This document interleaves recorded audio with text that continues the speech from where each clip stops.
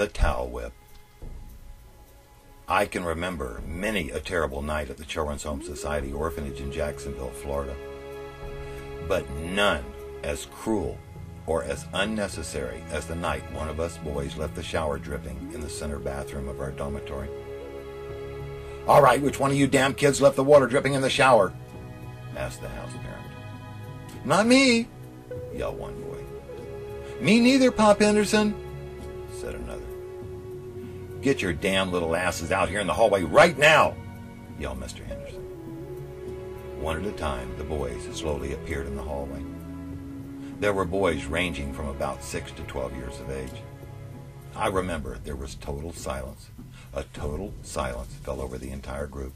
Everyone just stood there shaking. I could hear nothing except 20 or 30 boys lightly breathing. I looked down the floor, and in the hallway I saw nothing except young boys with towels wrapped around them, some with water still dripping from their wet bodies. "Who left the damn water dripping in the shower?" yelled Pop Henderson. Not one boy dared say a word. "Put your hands over your heads," he instructed. One at a time, we boys let go of our towels and raised our arms above our heads.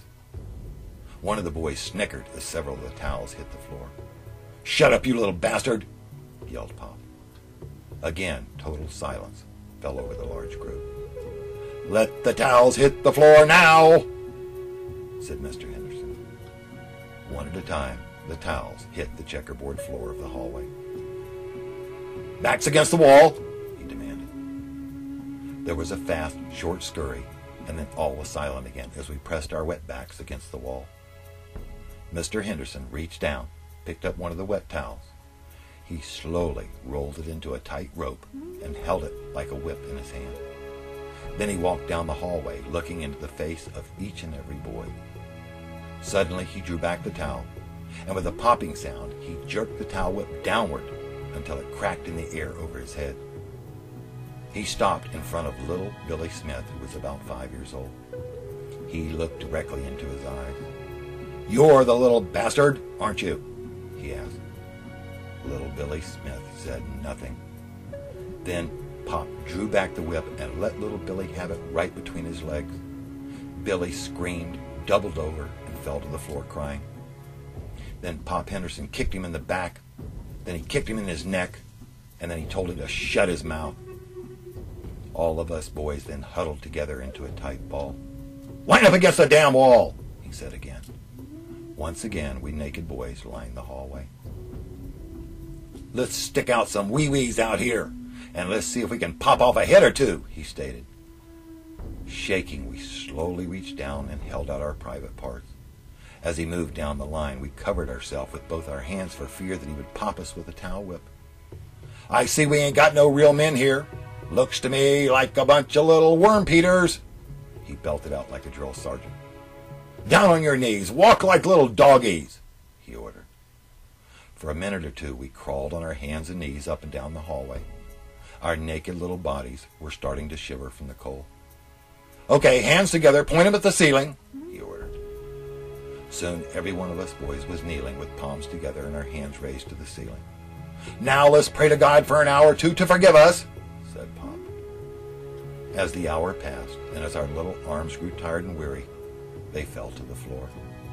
Then there would be another cracking sound as another one of us boys got popped with a towel whip.